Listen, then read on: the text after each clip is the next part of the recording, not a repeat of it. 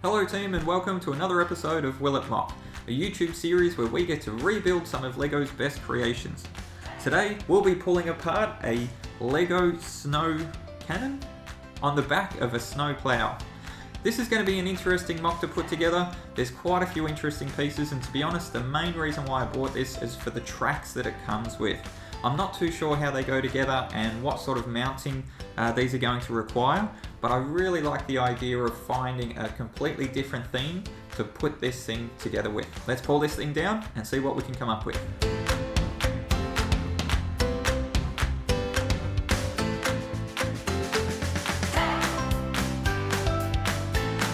Okay, now I've pulled it down and separated it into a few different piles.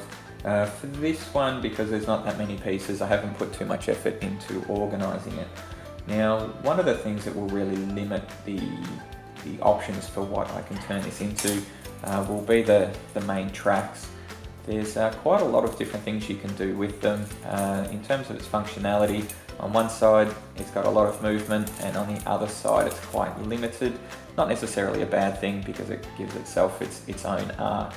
Now, in terms of how we connect this to the model, each end has a different connection type. So for this end you have the ability to put a stud through, and at the other end you have both the option for a stud but also some form of a connector there. We could break this up into multiple pieces. Because we are limited to the bits that are available in the kit.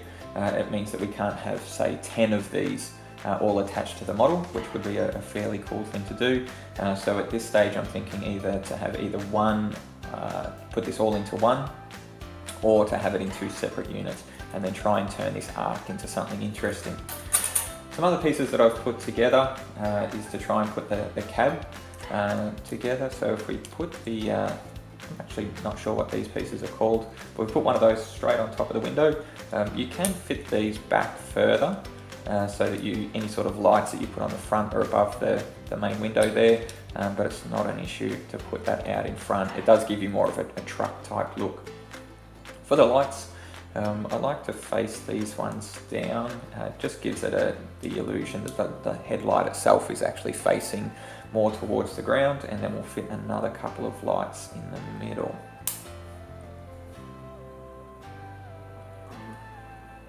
Okay, now that we've got the lights on there, well, you need something to attach the main roof part to. So we'll add a 6x1 just onto the top. We'll add a roof segment, and I think for the roof segment on this one, instead of coming all the way to the front and going over the top of the main pieces there, we can just sit this one back and give it a little bit more dimension, and then we can just smooth it out with a couple of 4x1 tiles.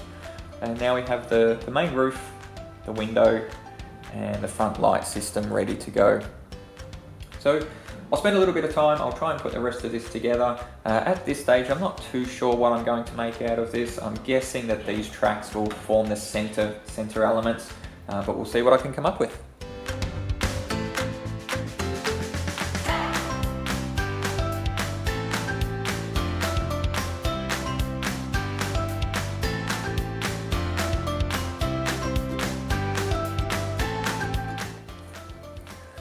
Alright, now we've finished the entire mock, and overall I'm really happy with how this has turned out. I wasn't too sure what I was going to do with the main track, but in the end it turned into a scorpion tail. So this is what I'm going to call the Scorp tank. The bottom half is a main tank unit. It's a little bit animalistic in that you've got a little catchment on the back here. So it's business up the front, a couple of claws, a nice big tail over the top, and then a little red stinger on the end there. It's come together really well. It's quite a solid little unit. It's a little bit difficult to get the entire mock within one shot. So it's ended up going from quite a small model to one that's actually quite substantial for considering how many of the pieces that are in it. It's very stable. You can move it around. The tail itself has a little bit of movement to it, but the weight of the stinger on the end is enough to really hold it in place. So it's an interesting little unit at the end. You've got your man in the cockpit.